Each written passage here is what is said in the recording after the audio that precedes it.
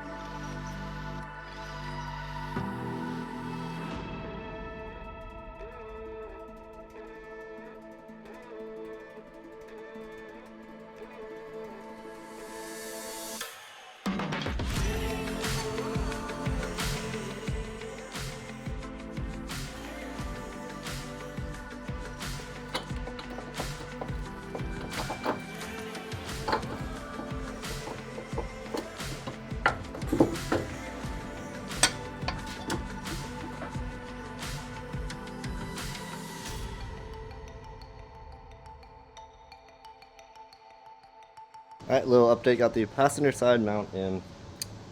Taking the passenger wheel off is definitely the way to go. Now on this driver's side, that's not really going to work. I had headers, and I did not have enough room with the headers in there to get at the mount from either the wheel well or from the engine bay, so I went ahead, removed the exhaust manifold. I'm pretty sure you're going to have to do this if you have stock headers as well. But now this is going to be super easy. We've got very clear access straight to the motor mount, so we're going to go ahead, get this swapped out, and finish up the job.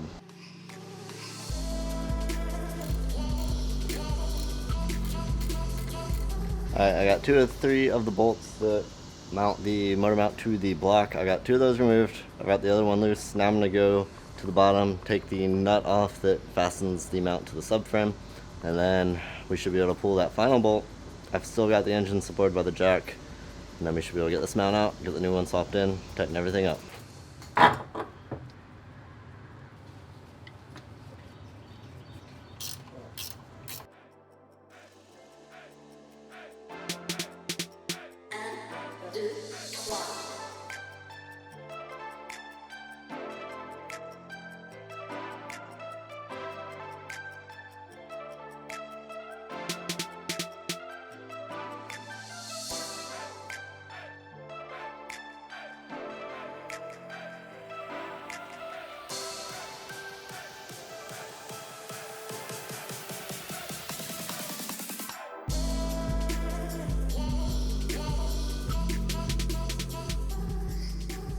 Alright, let's wrap this one up.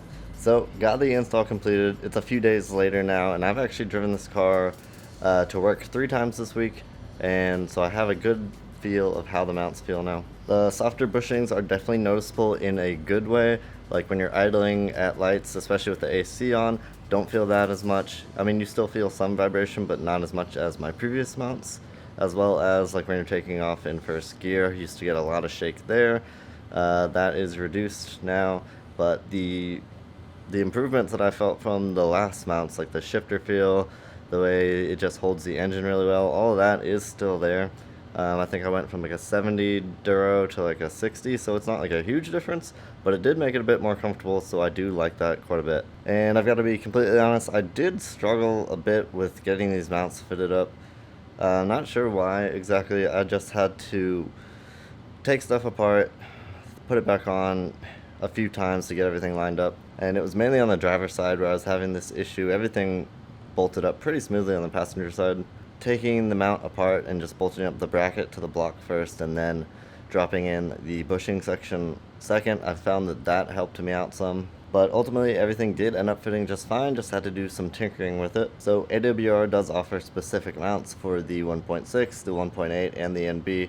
So they've got you covered for any of your Miata engine mount needs. 4 different bushing stiffnesses you can go with, and these can be swapped out at a later time if you decide you want to switch it up for something softer or firmer. So like I said, be sure to check them out if that's something you're interested, and you can save 10% off of anything they offer on the website with code Alex. They have lots of good stuff on there, so make sure to check it out. So hopefully you enjoyed this one. If you want to see more in-depth motor mount install and kind of review, check out the previous video I did. I'll link it down below. It's basically the same process as this, just a different mount manufacturer, and it includes some engine bay shots where you can really see the difference of how well an aftermarket polyurethane mount will hold the engine over the stock. But other than that, that's going to do it for today. We leave for Miatas at the Gap in less than a week now, so I'm super excited. Hope to see a lot of you up there, and let me know in the comments down below if you're going to be there. Make sure to follow the Instagram if you're not going to be there, and if you are going to be there, honestly, to keep up with our whereabouts, what's going on. I'm going to be filming a lot, so if you want a chance to get in the after movie, make sure to DM me over there on Instagram, and maybe we can link up to do some filming. I'll also be hanging around at the Moss Miata booth in the vendor section, so that's another place you can come and say what's up. But for now, I'm going to go. Thank you for watching, have an awesome week, and we will see you in the next one, and see you at Miatas at the Gap.